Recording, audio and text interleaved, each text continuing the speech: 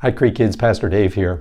I was just reading an article about how a guy was swallowed up by a humpback whale while he was fishing for lobsters off the coast of Massachusetts. Yeah, at first he thought he was being swallowed by a great white shark, but then he realized there were no teeth inside there.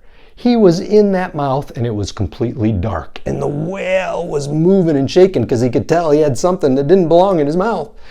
And the guy said he was in there about 30 or 40 seconds before the whale spit him back out.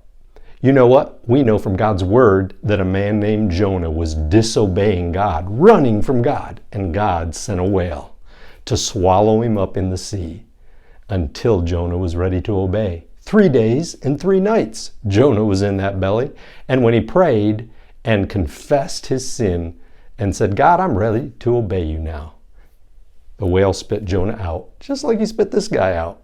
And Jonah was ready to obey God. Listen, we don't want a whale to swallow us before we obey God. We want to obey him today, every day. And we know that it doesn't matter where we're at, whether we're on dry land or whether we're in the belly of a whale, we can pray and God will hear us. God bless. You have a great weekend. I hope we'll see you here at Cottonwood Creek Church this weekend.